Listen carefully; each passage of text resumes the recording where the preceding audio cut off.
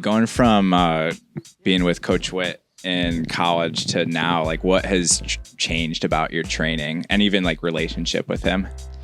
I think the relationships stay the same, which is good. The training we did like start to do like more volume. And so it's funny because like I was terrible at working out like my early years of college. Like I was not the head of the pack or anything. And like I'd be struggling to like hold on to workouts or finish workouts with some of those guys. And so it was always kind of weird because then when racing time came around, I was like always good at that, obviously. Yeah. But like I was never good at training. And so I think in these later years and now when I'm pro, I finally figured out how to get the workout thing working. And so now it's just like, okay, that's going to show in racing as well. What's the secret?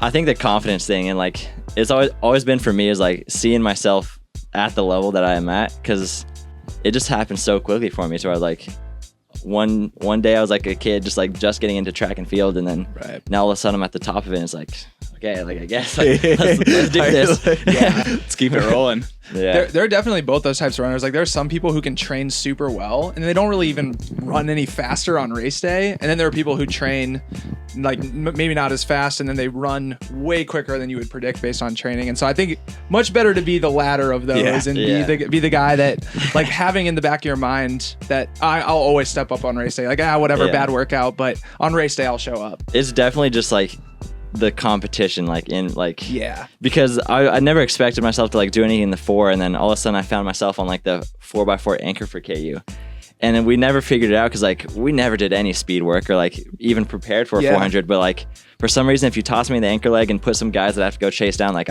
you'll find the competitor heart's like I have to go get these guys, especially for like a team aspect. Like I'll do it for y'all, like I'll try. And so that's definitely one of the things that always pushes me, and so that's why I'm always excited to like get in good races. Like I remember like I posted my schedule like on my thing, and someone was like mentioning like, oh, like you do, like you're confident enough to like kind of put your schedule out there for everyone to do. And I was like, yeah, like hopefully it does invite people to like that are better than me to come race, because like why would you want to, I mean, it's cool to be like the top dog, but like I want people that are better than me at running and go race with them, because like I mean that's how you push yourself, and I want to see what I can do. And so the goal shouldn't be to duck everyone and then show up at the trials and then get smoked because you ducked everyone all season. You didn't realize that you were not at their level. So you need those losses to like push you forward. Like if you just, I mean, sure, it's cool to win all the time. Coming from a guy that doesn't lose very often with the big win streak there at the end of college going into the pro season. So and I don't know. That's one of the things too. Like when people ask like what made the changes throughout that college, is like I had some pretty like stinging losses in the early seasons, and those kind of just sat with me. It's like, I'm not going to let that happen again. Can't let it happen again. And one of them was like losing at that. I do pretty well in the finish and like close. And one of my biggest losses was like on that final stretch of an 800. And it's like, can't let that happen again. That's my thing. You can't take that. Now it's my thing now. A little bit, I guess. But. Yeah, it's always interesting to see kind of the different strategies, I guess, between people like one extreme kind of like Bowerman group that rarely races, and then someone like yourself that races all the time.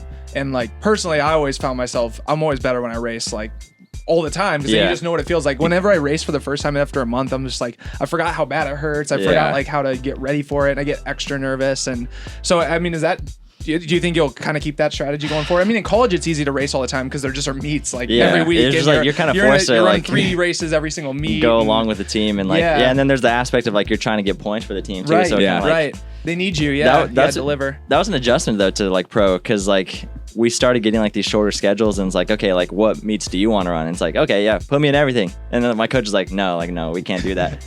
And so that was an adjustment, just because like I want to race as much as I can, but now it's like you have to have a purpose for a race. It's not just like in college you're just like going out there to race. Yeah. But now it's like, okay, why do you want to race in this? Like, what do you want to do there? And so it's like you have to like almost justify it.